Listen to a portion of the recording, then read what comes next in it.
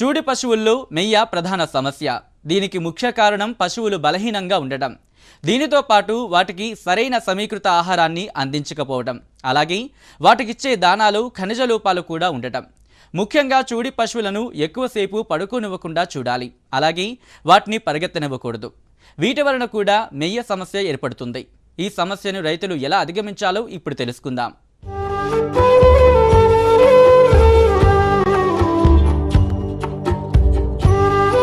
పాడి పరిశ్రమలో చూడి పశువుల పాత్ర చాలా కీలకమైంది. అందుకని వీటిని చాలా జాగ్రత్తగా కాపాడుకోవాలి. చూడి పశువులలో ప్రధాన సమస్య మెయ్య.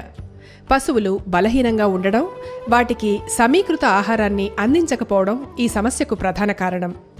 అలాగే చూడి సమయంలో ఎక్కువగా నీరు త్రాగించడం, అధికంగా దాణాను ఇవ్వడం వలన కూడా ఈ సమస్య ఉత్పన్నమవుతుంది. ఒక్కొక్కసారి పశువుల శరీరంలోని హార్మోన్లు హెచ్చుతగ్గుల వలన కూడా పిండం బయటపడుతుంది. ఇప్పుడు దీనిని గురించిన పూర్తి వివరాలు తిమ్మాపేట్ ప్రాంతీయ పశు వైద్యశాల సహాయ సంచాలకులు డాక్టర్ సారంగపాణి గారి మాటల్లో తెలుసుకుందాం. ఈ చూడి పశువులలో మొయ్య సమస్యలు మనం తీసుకున్నట్టయితే దాటినే మనము ప్రీపార్టం ప్రొలాప్స్ అంటాం. ప్రీపార్టం ప్రొలాప్స్ అంటే చూడి పశువులు ఎందుకు వస్తుంది ఈ సమస్య అంటే, ఈ యొక్క తొలిసూరి పడ్డలు అంటే ఒకే ఈతలో ఉండే పడ్డలు కానీ ఒక ఈత ఈనని పడ్డలు ముఖ్యంగా బలహీనంగా ఉండడం వల్ల, అంటే సమీకృత దాన కనుక దానికి అందియకుండా, తర్వాత వీక్గా ఉండడం, ఎనిమిగా ఉండడం, ఇటువంటి పశువులలో ఖనిజ లవణాల మిశ్రమం కనుక లోపించినట్టయితే ఈ యొక్క మొయ్య ప్రాబ్లంలు మనకు ఈ చూడి పశువుల్లో చూస్తూ ఉంటాం.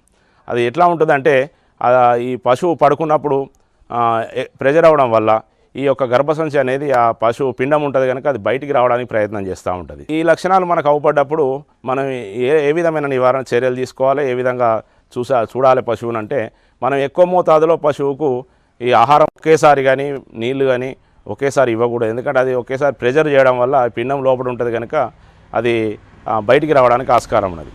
ఇది రావడానికి కారణాలు కూడా, ముఖ్యమైన కారణం ఏంటంటే, ఈ గర్భసంచిని పట్టుకొని ఉండే కండరాలు ఏవైతే ఉంటాయో లోపల, వాటిని బ్రాడ్ లిగమెంట్స్ అంటాము. అవి బలహీనపడి కాల్షియం ధాతువు లోపం వల్ల బలహీనపడి ఇది బయటికి రావడానికి దోహదం చేస్తుంది అన్నమాట. అయితే దాన్ని నివారించాలంటే మనము ఈ యొక్క కాల్షియం ధాతువును మనం చూడి పశువులకు మొదటి నుంచే మనం కనుక లవణ మిశ్రమాన్ని అలవాటు చేసినట్టయితే, కాల్షియం టానిక్ అంటే టానిక్ రూపంలో కనుక మనం ఇచ్చినట్టయితే 6 నెలలకు 9 నెలల పీరియడ్లో మనం వాటికి కనుక అందించినట్టయితే ఈ ప్రొలాప్స్ ఆఫ్ యూటరస్ బయటికి, అంటే పిండం బయటికి రాకుండా, ఈ మొయ్యబడకుండా ఆస్కారం ఉంటుంది అన్నమాట. అయితే ఇది వచ్చిన తర్వాత ఏం చేయాలంటే, వెంటనే మన దగ్గరలో ఉండే పశు వైద్యశాలలో తీసుకుపోయినట్టయితే డాక్టర్ గారిని సంప్రదిస్తే వాళ్ళు దానికి కాల్షియం ఇంజెక్షన్స్ దానికి ఇవ్వడం జరుగుతుంది. తర్వాత టోనోపాస్వాన్ అనే ఇంజెక్షను, తర్వాత కాల్షియం క్యాల్డీ అని సానికల్ వెట్ అని ఇంజెక్షన్స్ దొరుకుతాయి. అవి పేరెంటల్గా యూజ్ చేస్తే ఈ యొక్క ప్రాబ్లం నుంచి వెళ్ళి మనం నివారించుకోవచ్చు. అదేవిధంగా ప్రొలాప్స్ అనే ట్యాబ్లెట్స్ పౌడర్ కూడా దొరుకుతుంది. ఆ బయటికి వచ్చిన ప్రాంతాన్ని మనం దాని మీద పౌడర్ జల్లేసి ట్యాబ్లెట్స్ మనం నోటి ద్వారా కనుక అందించినట్టయితే ఆ ప్రాబ్లం పోతుంది. ముఖ్యంగా ఇంకొక కారణం చెప్పొచ్చు దీనికి, ఈ యొక్క హార్మోనల్ ఇంబ్యాలెన్స్ వల్ల, అంటే లోపల ఉండే ఈస్ట్రోజన్ లెవెల్స్ ఎక్కువైనప్పుడు కూడా ఈ యొక్క మొయ్య బయటికి రావడం జరుగుతుంది. పిండాన్ని పడేయాలని చూస్తూ ఉంటుంది గర్భసంచి. అటువంటి సందర్భంలో కూడా మనం దాన్ని ఓవర్కమ్ కావడానికి మనం ప్రొలురాన్ డిహెచ్ అని, తర్వాత ప్రొజెస్ట్రాన్ హార్మోన్ అనేది 2 ml దొరుకుతుంది. అది మీ వైద్యుని సంప్రదించినట్టయితే అది కూడా వేసినట్టయితే అది రాకుండా ఉండడానికి ఆస్కారం ఉన్నది. ఈ మెయ్య సమస్య తలెత్తకుండా చూడి పశువుల విషయంలో ముందుగానే రైతులు కొన్ని జాగ్రత్తలు పాటించాలి.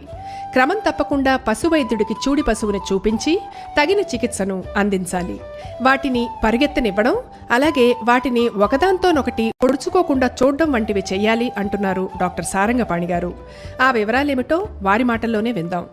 ఇకపోతే మనం రైతు సోదరులకు కూడా ఈ సందర్భంగా ఏంటంటే, అది ఎక్కువ పడుకొని ఇవ్వడం, తర్వాత పరిగెత్తించడం, చూడి పశువులను కూడా మనం తగు జాగ్రత్తలు తీసుకోవాలి.